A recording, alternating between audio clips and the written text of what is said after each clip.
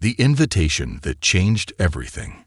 James Donovan adjusted his cufflinks as he sat in his corner office on the top floor of Donovan Enterprises. The skyline of Manhattan stretched beyond the glass, but his focus wasn't on the view. It was on the Forbes magazine in his hands. His own face stared back at him, the bold headline declaring, "James Donovan, the tech titan who built an empire." A self-satisfied smirk crossed his lips. He had made it. From a broke college dropout to one of the richest men in the country, he had built an empire through sheer determination and an unwavering focus on success. "Sir, your 4:00 p.m. with the wedding planner is starting." His assistant's voice came through the intercom. James sighed, placing the magazine down. "Tell her I'll be there in 5. He loosened his tie slightly, the weight of the upcoming wedding pressing down on him. Not that he doubted the decision. Victoria Wells was everything a man in his position could want. Stunning, poised, and with a social media following of over 5 million. She was the kind of woman who turned heads wherever she went. His office door swung open before he could gather his thoughts. "Jamie, darling." Victoria strutted in wearing a designer dress that probably cost more than most people made in a month. She perched on his desk, her perfectly manicured nails drumming against the surface. "We need to talk about the guest list," she said. "I thought we finalized it yesterday," James replied, rubbing his temples. "We did." She crossed her legs and gave him a knowing smile. "But I noticed a very interesting name on the list, Sarah Donovan." James felt a flicker of something, an emotion he had long since buried. "Yes," he said, his tone deliberately casual. "She's invited." Victoria's eyebrows arched. "Why?" James leaned back in his chair, a slow, calculating smile stretching across his face. "Because I want her to see what she walked away from."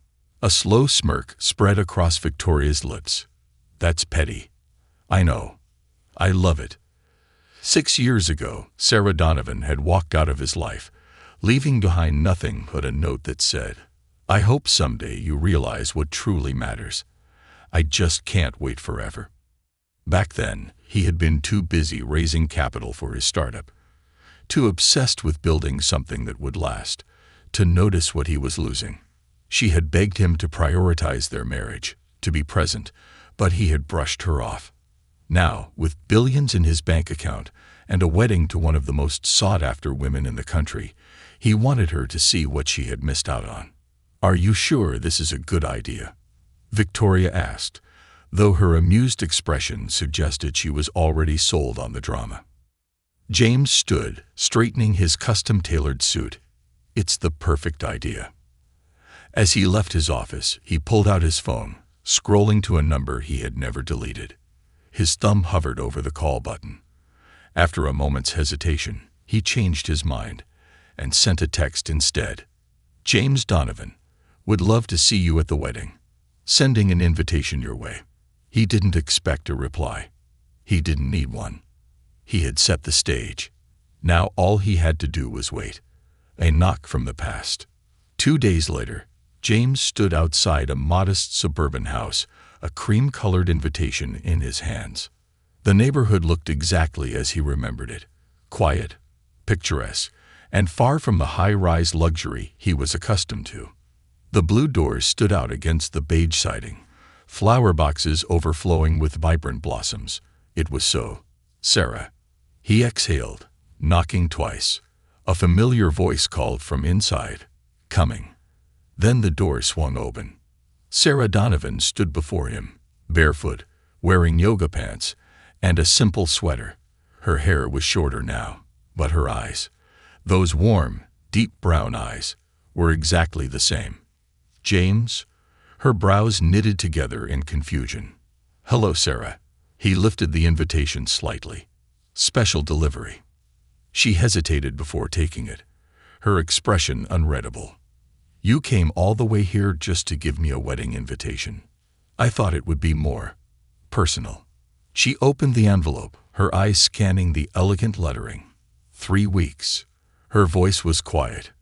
"You're marrying Victoria Wells. You've heard of her." James couldn't resist. Sarah let out a small chuckle. Who hasn't? James studied her reaction, waiting for something. Regret, sadness, anything that would tell him she had made a mistake. But her expression was calm, unreadable. "Congratulations," she said finally, closing the invitation. "But why invite me?" James shrugged, keeping his tone light. "Can't an old friend witness my happiest day?" Sarah's lips pressed into a tight line. "We haven't spoken in 6 years, James. We're hardly friends." Before he could respond, a sudden crash came from inside the house, followed by the unmistakable sound of children's laughter. James blinked. Sarah's head whipped around. Boys. What did I say about playing ball inside? Boys? Plural. James's stomach clenched as he processed the voices. More than one, distinctly young. Sarah turned back to him, her posture suddenly defensive. "Thank you for the invitation," she said quickly. "I'll think about it." "Who was that?" James asked, his voice sharper than he intended. "My sons." Her grip tightened around the invitation. "My sons." James felt like the ground had shifted beneath him. "As in, more than one?" She nodded, her jaw tense. "Yes." "Sarah." His voice dropped. "Are they?" "Goodbye, James." She stepped back and closed the door. James stood there, frozen, his mind racing. The voices inside had been young, too young. His heart pounded as realization dawned. If Sarah had been pregnant when she left, if they were his sons. James exhaled sharply, running a hand through his hair. No, it wasn't possible. Was it?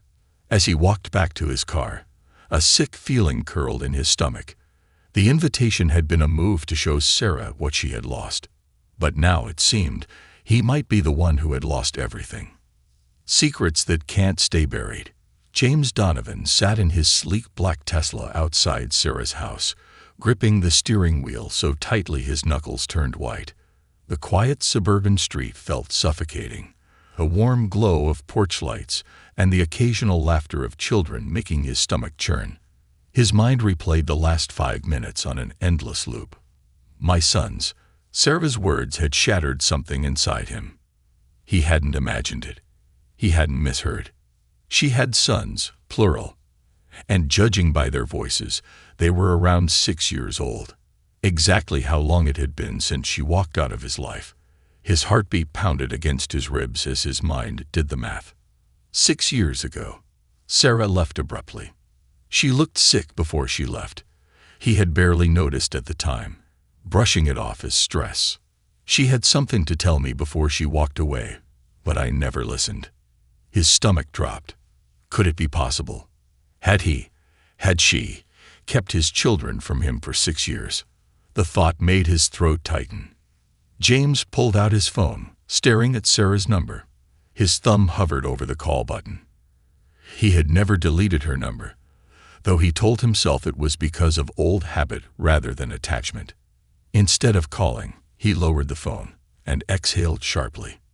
No, he needed answers, but he wouldn't get them over a phone call.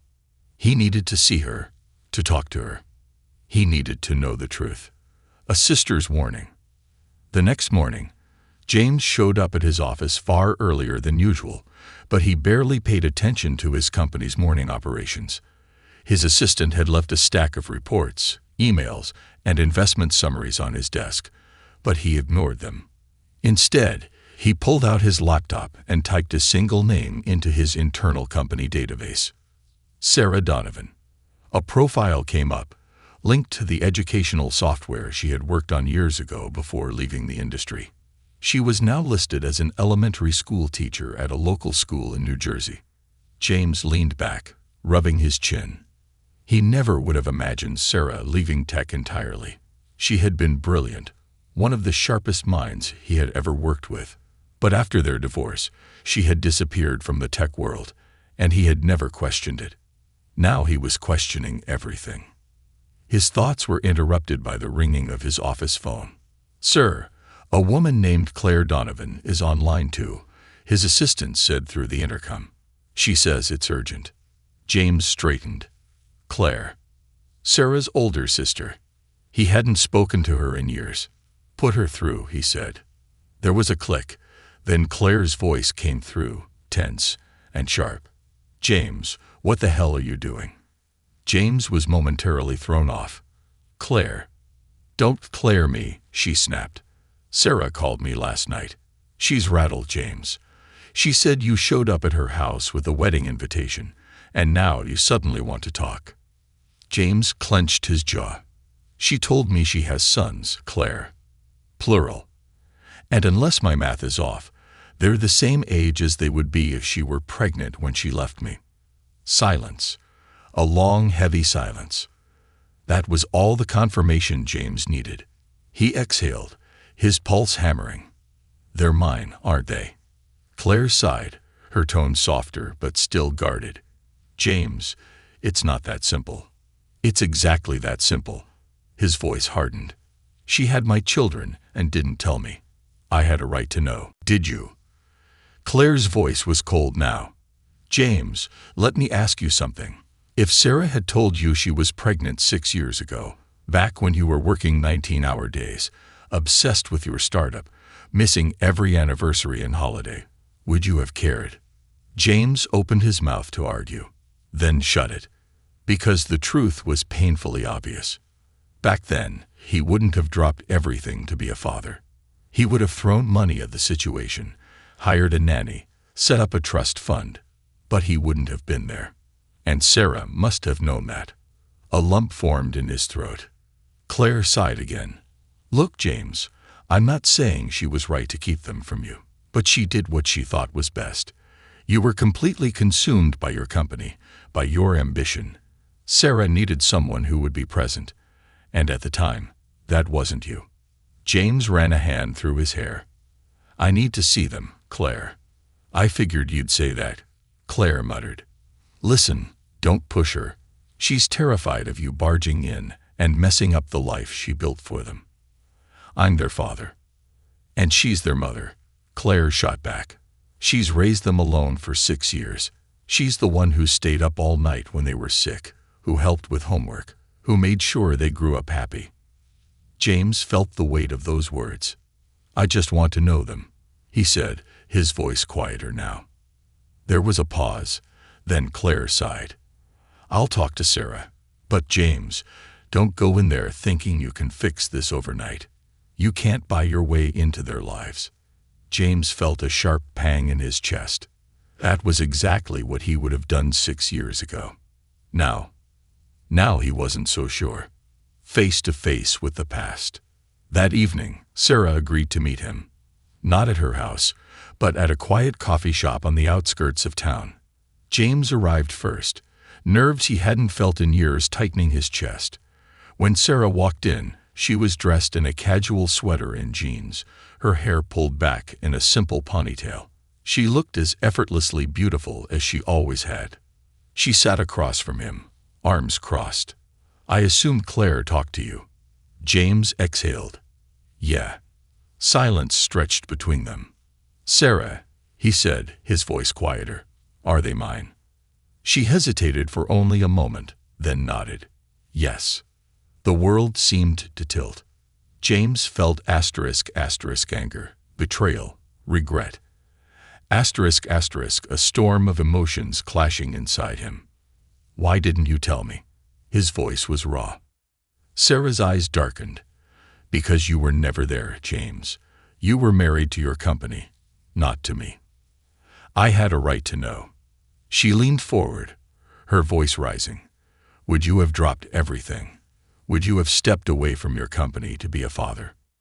James opened his mouth, then closed it, because the answer was no. 6 years ago, he would have seen them as an inconvenience, a distraction from his billion-dollar dream. Sarah's expression softened slightly. James, I didn't tell you because I knew the kind of father you would have been back then. And I knew that wasn't the father they deserved. James swallowed hard. And now? Sarah studied him for a long time before finally speaking. Now, I guess we'll see. James felt the weight of those words settle deep in his chest. It wasn't just about knowing his sons. It was about proving he deserved to. And for the first time in his life, James Donovan realized money, power, and success wouldn't be enough to fix this.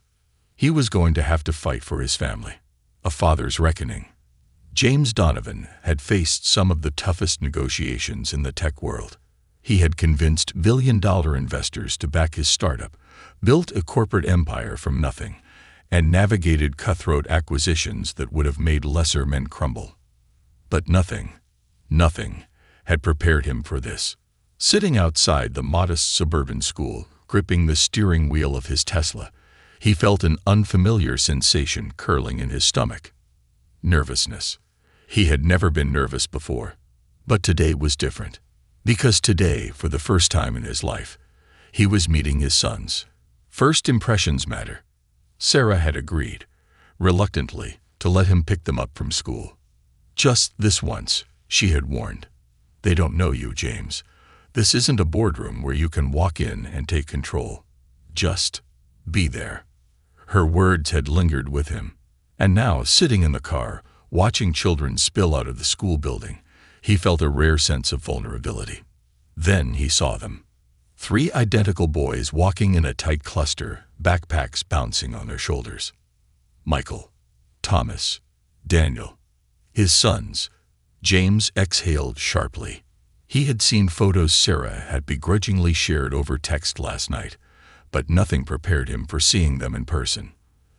They looked so much like him.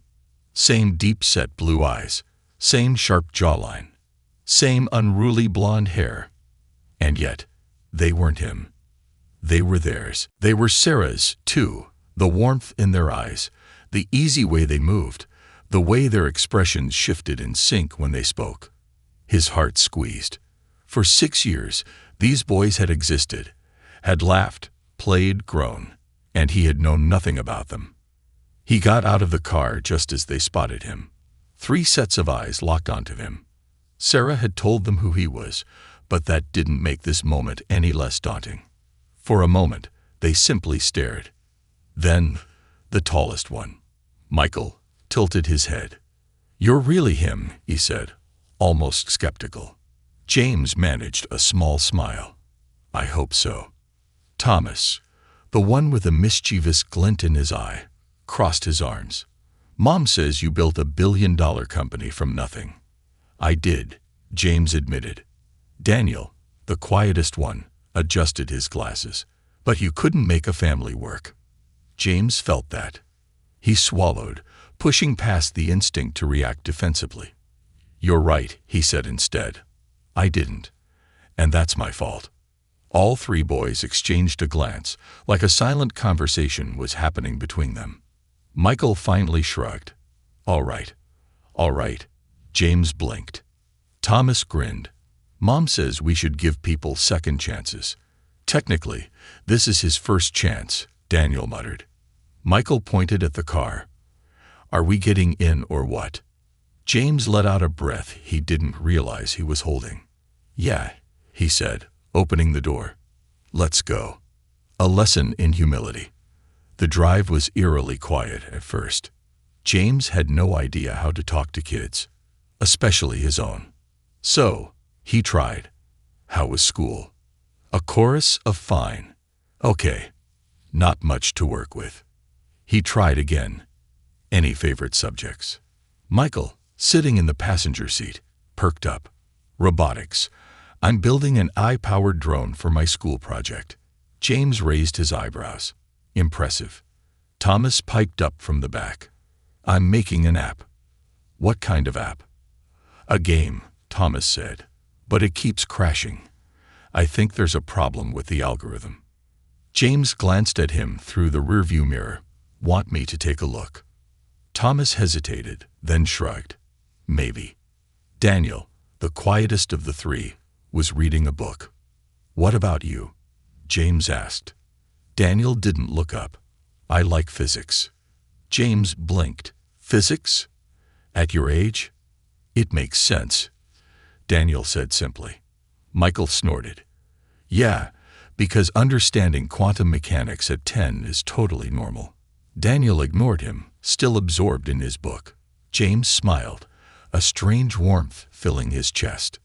They were brilliant, and he had missed everything. Dinner table politics. When they got back to Sarah's house, she was already setting the table. James had expected tension. What he hadn't expected was the way Sarah moved through the house with effortless control, the way the boys instinctively listened to her, how she didn't have to raise her voice for them to pay attention. This wasn't his domain. It was theirs. "You stayed alive," Sarah said dryly, watching him enter with the boys. "Not for lack of trying," James muttered. Dinner was a chaotic affair. The boys talked over each other, debating coding strategies, soccer plays, and arguing about who was the best at chess. James sat in the middle of it all, watching, learning, realizing how much he had missed. Halfway through the meal, Thomas turned to him. "So, are you and Mom gonna get back together?" James choked on his drink. Sarah shot Thomas a look. "Not appropriate, Thomas." "What?" "It's a fair question," he said, grinning. James cleared his throat. "Your mom and I have a lot to figure out." Michael, ever the strategist, tilted his head. "You're still engaged to that other lady, right?" James exhaled. "Not anymore." Sarah's hand froze on her fork. Michael, Thomas, and Daniel all turned to him in unison. "You broke up?" Thomas asked. James nodded slowly. "Victoria and I wanted different things." There was a pause. Then Thomas grinned. Michael leaned back. "Interesting." Daniel turned a page in his book, murmuring, "Called it." Sarah's expression was unreadable. James didn't know what he wanted from her, but he knew one thing for certain. He wanted to be here. The promise. After dinner, as the boys ran off to their room, James hesitated in the doorway. Sarah was clearing the table, her back to him. "Thank you," he said. She paused, then turned. "For what?" "For letting me be here." Her lips pressed together. "They deserve to know you." James nodded. "I want to do this right, Sarah." She studied him for a long moment. "We'll see." It wasn't forgiveness, but it was a start. James turned to leave, but a small voice stopped him. "Dad?" He turned. Daniel stood in the hallway, gripping the doorframe. "You'll be back, right?" James's throat tightened. 6 years ago, he would have hesitated. He would have prioritized work, told himself he was too busy. But now, there was only one answer. "Every chance I get," he said. Daniel gave a small nod, then disappeared into the room. James exhaled, stepping out into the cool night air. For the first time in his life, he realized something. Building an empire was easy. Building a family, that was the real challenge. And for the first time, he was ready. The weight of fatherhood. James Donovan had built an empire brick by brick, fueled by sleepless nights and ruthless decisions. But fatherhood, that was an entirely different battlefield. And he was losing. The reality check. The first week of trying to be a present father had been humbling. He had imagined stepping in, taking charge, impressing his sons with his knowledge, his success. Instead, he had been hit with the cold, hard truth. They didn't need his money. They didn't need his influence. They didn't even need him to be perfect. They just needed him to show up. That realization was harder to swallow than any business failure. "Here's the problem," Thomas announced one afternoon, holding up his laptop. "My game keeps crashing when I execute this function." James leaned in, scanning the code. It wasn't overly complicated, but it was messy. Patchwork logic, missing semicolons, inefficient loops. "Looks like an issue with the logic flow," James pointed out. "Try restructuring it so the loop doesn't interfere with." "I got it." Thomas interrupted, fingers flying across the keyboard. James blinked. You got it." "Yeah." Thomas grinned, slamming the enter key. "The program executed perfectly. I just needed to see the issue from another angle." James stared at him. "This is what I missed." This moment, The little victories, the problem-solving, the brilliance his son had just demonstrated. It wasn't just about teaching them. It was about watching them become something incredible. And he had lost 6 years of these moments. The meeting that changed everything. A few days later, James sat across from Sarah at a small cafe, trying to gauge where they stood. "You've been surprisingly consistent," Sarah admitted, sipping her coffee. James smirked. "What did you expect me to disappear?" She didn't answer immediately. Then she finally said, "Yes." James's smirk faded. She set her cup down. "James, for 6 years, I've raised them alone. I was the one who sat up with them when they were sick, who made sure they didn't feel like something was missing." She paused. "I didn't think you'd stay." Her honesty hurt, but he couldn't blame her. "I'm staying," James said firmly. Sarah met his gaze. "Then prove it." The first real test. James got his chance 2 days later. It started with a call from Michael. "Dad," Michael's voice was urgent over the phone. "I need your help. The robotics team is in trouble." James dropped everything. He left a high-stakes meeting with investors mid-sentence, ignored his assistant's panicked questions, and sped across town. When he arrived at the school, Michael was pacing outside the gymnasium. "What's going on?" James asked. Michael blew out a breath. "Our robot broke. It's supposed to complete a maze, but the motor isn't working, and the regional competition is tomorrow. The team is freaking out." James followed him inside. The other kids, Michael's teammates, were desperate, huddled around a table strewn with wires and circuit boards. "Who's the lead on engineering?" James asked. "Me," Michael said. James nodded. "Okay, show me the problem." Michael's teammates stared as James knelt next to his son, sleeves rolled up, examining the circuitry. After a few minutes, he tapped the control panel. "The problem isn't the motor. It's the connection to the power supply. The voltage isn't stable." Michael's eyes lit up. "We can fix that." They worked for hours, James guiding but never taking over. By midnight, the robot was working. Michael's teammates cheered, patting him on the back. James stood back, watching his son soak in the victory he earned. Sarah had been right. They didn't need him to swoop in and save them. They needed him to support them. The breaking point. Not everything was smooth sailing, though. A week later, James walked into Sarah's house 10 minutes late. It was minor in his world, but not in theirs. Michael barely looked at him. Thomas had already left for a sleepover, not waiting for his dad to arrive. Daniel sat at the table, flipping through a book, his silence heavier than words. James frowned. "I said I was coming, didn't I?" Daniel finally looked up. "That's not the same thing as being here." The words hit James like a punch to the chest. He had never thought about it like that. To him, a 10-minute delay was nothing. In business, people waited for him. Schedules shifted around his time. But family didn't work like that. His sons weren't investors. They weren't clients.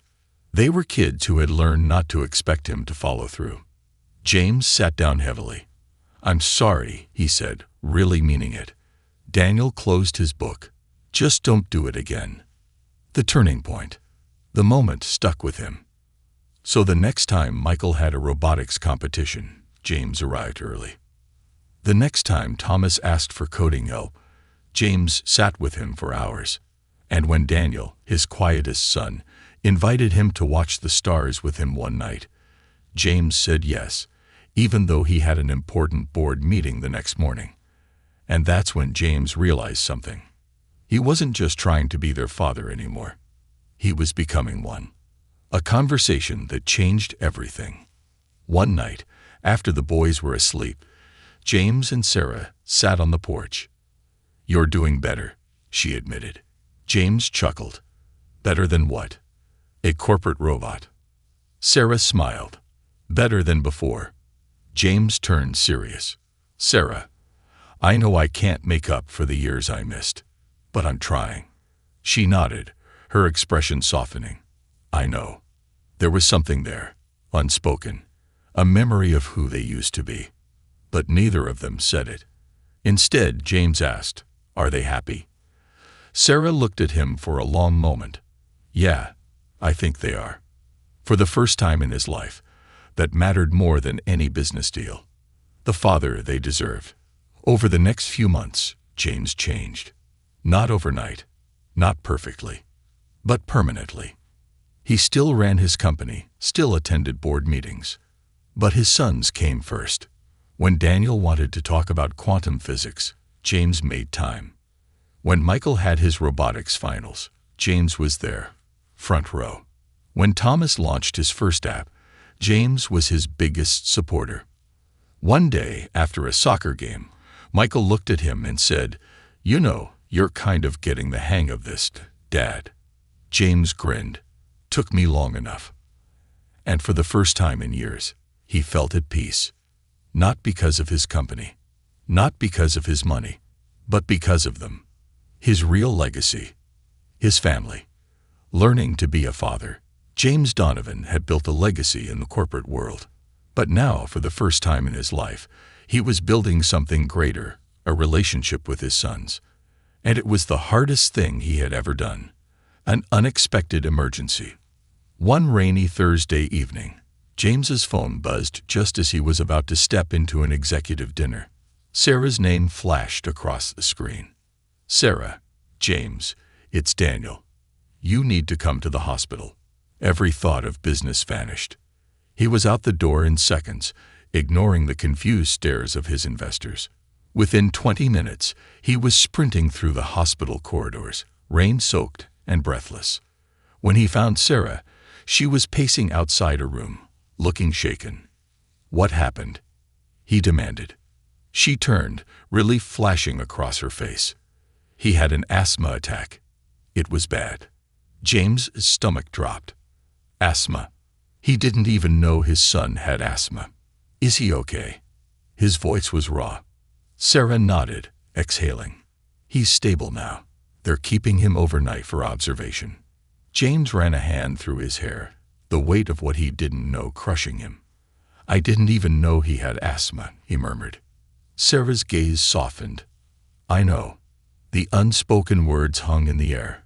"Because you weren't here." James clenched his jaw. He had built billion-dollar companies, outsmarted competitors, and dominated industries. And yet he had failed at something as basic as knowing his own son's medical history. The night at the hospital, when James stepped into the hospital room, Daniel was sitting up in bed, flipping through a book. He looked small, too small. "Hey, buddy," James said gently. Daniel glanced up, surprise. "You came." James felt that. "Of course I came." He sat on the edge of the bed. "How are you feeling?" Daniel shrugged. "Better. They gave me something to help me breathe." James hesitated. "I didn't know you had asthma." Daniel closed his book, pressing his lips together. "Mom takes care of that stuff." James felt like he had been punched in the gut. He had been a ghost in their lives. The man who existed in name only. But not anymore. "I want to know everything," James said quietly. "Not just your asthma. Everything." Daniel studied him for a long moment, as if trying to decide whether to believe him. Then he nodded. "Okay." And just like that, James earned a sliver of trust. The breaking point with work. 2 weeks later, James sat in a tense board meeting at Donovan Enterprises. Tom, his CFO, said carefully, "The investors are nervous.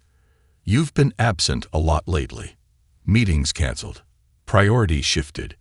James's jaw tightened.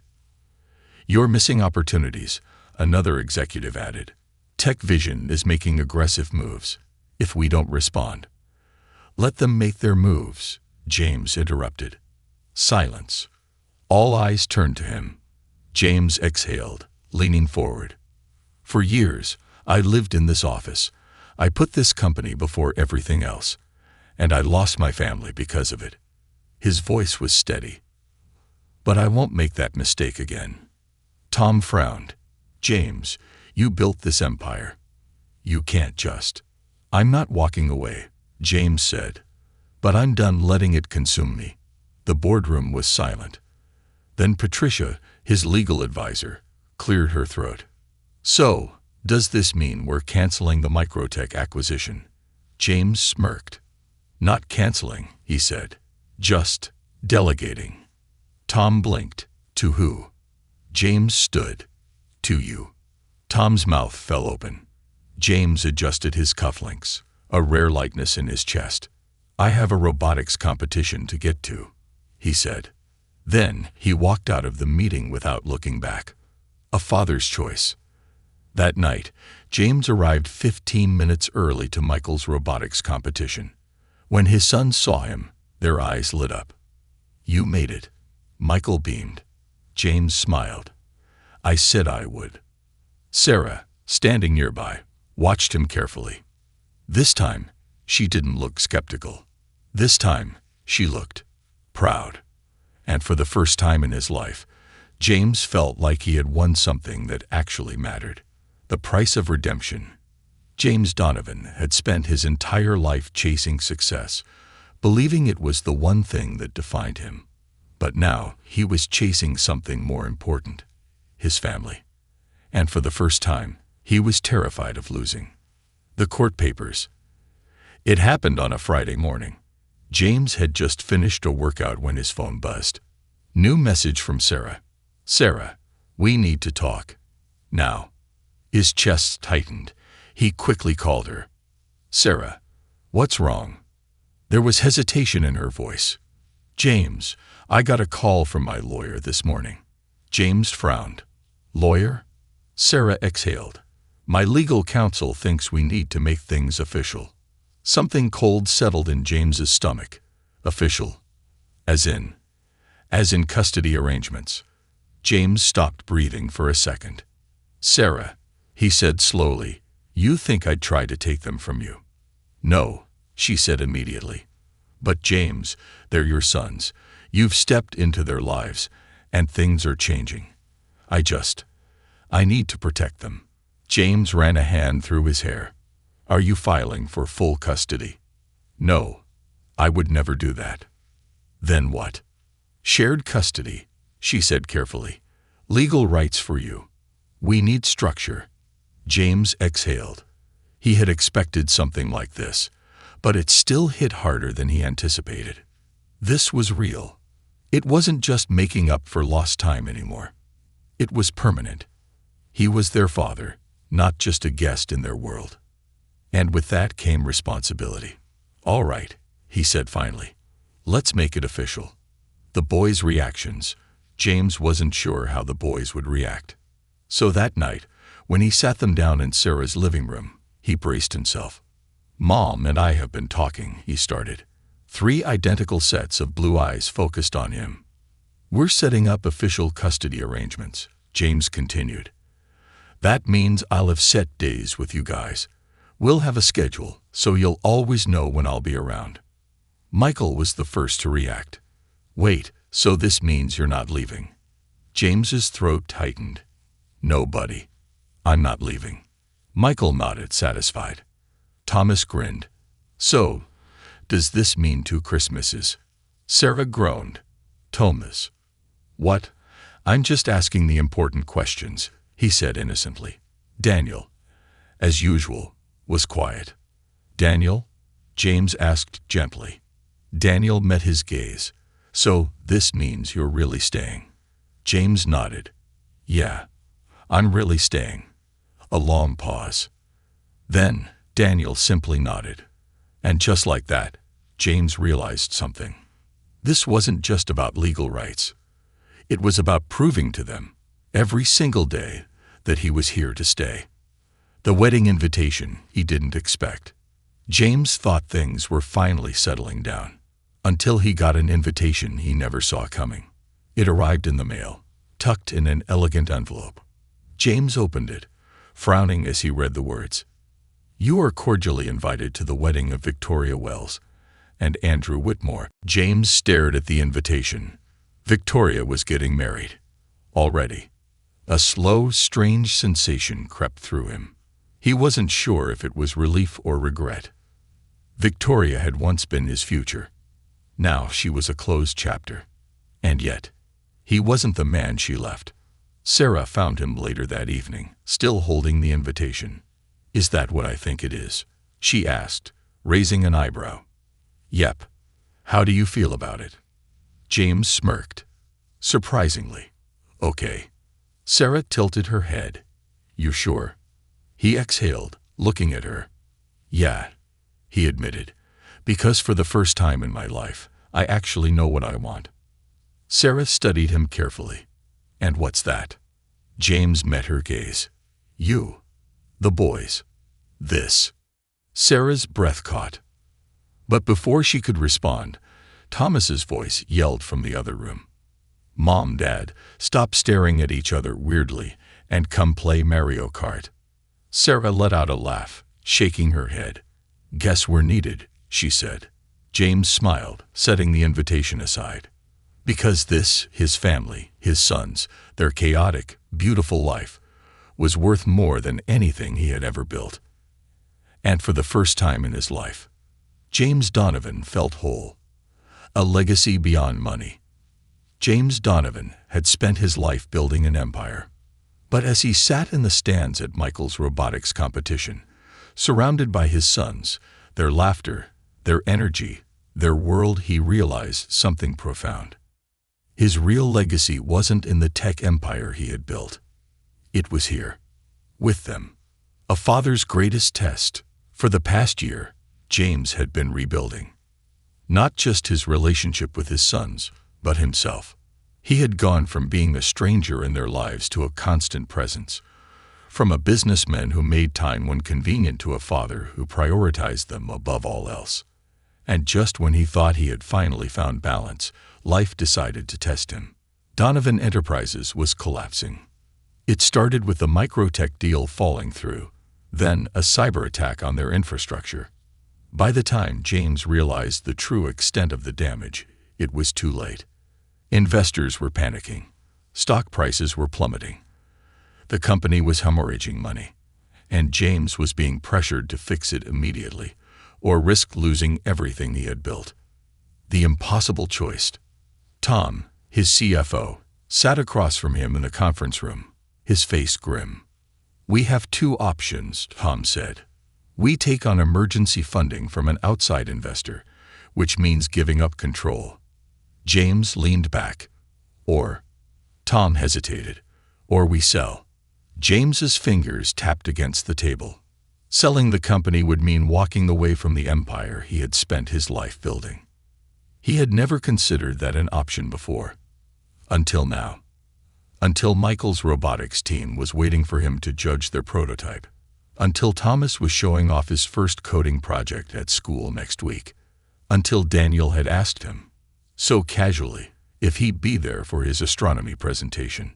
And suddenly, the choice didn't seem so impossible anymore. James exhaled. "Sell it." Tom's eyes widened. "Are you serious?" James smirked. "For the first time in my life." "Yeah." Breaking the news. The boys found out the next day. "You sold your company," Michael repeated, eyes wide. James nodded, watching their reactions carefully. "But it was your biggest achievement," Thomas said. James smiled. "No, you three are my biggest achievement." Daniel tilted his head. "So what now?" James grinned. "Now, I build something new. A different kind of empire." James didn't retire. Instead, he started a new company, one focused on mentorship and innovation, helping young inventors, coders, and engineers bring their ideas to life. He started working with Michael's robotics team, investing in schools, funding innovation programs for kids like his own sons.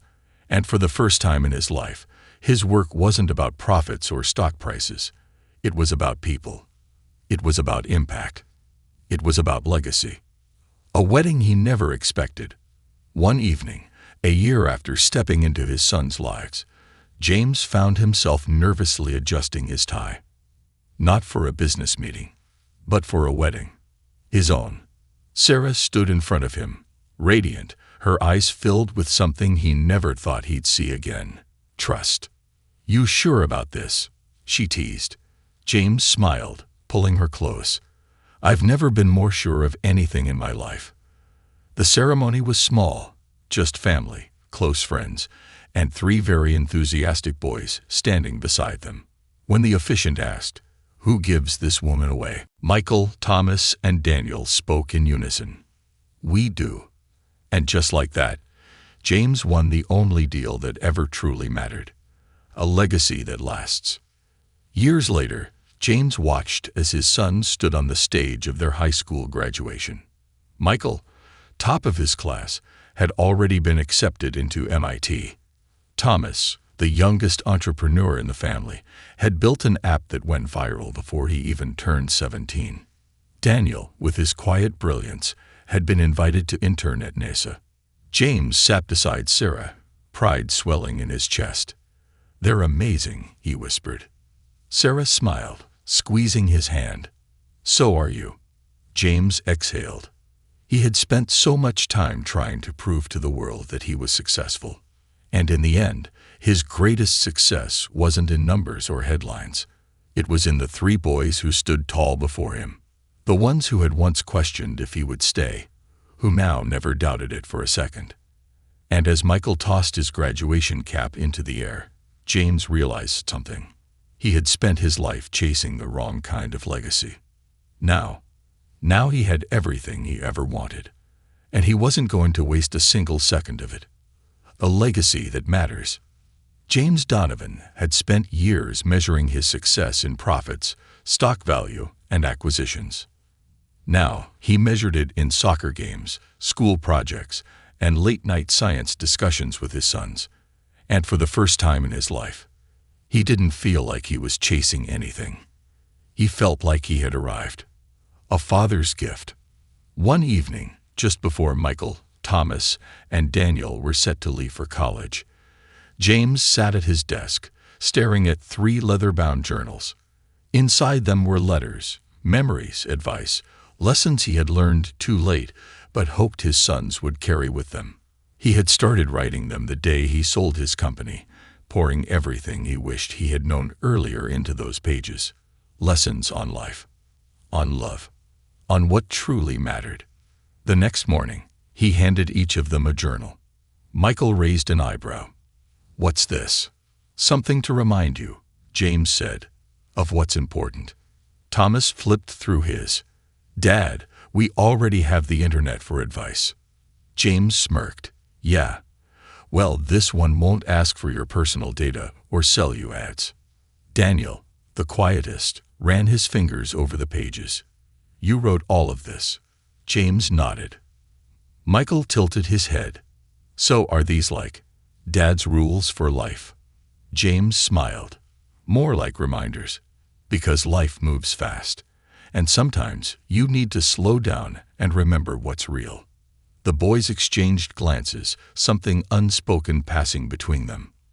Then Michael cleared his throat. "Thanks, Dad." "Yeah," Thomas added. "This is cool, in an old man kind of way." Daniel nodded, clutching his journal. "I'll keep this forever." James swallowed the lump in his throat.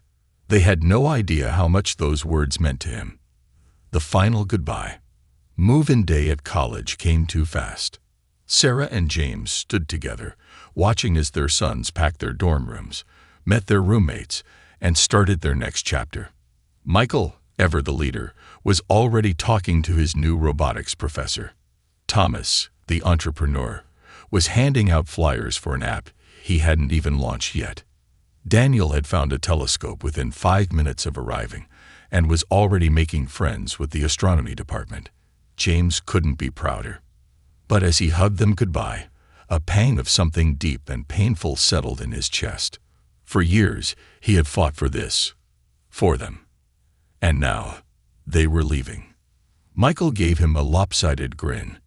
"You're not gonna cry, are you?" James smirked. "Me? Never." Thomas clapped his shoulder. "Don't worry, Dad.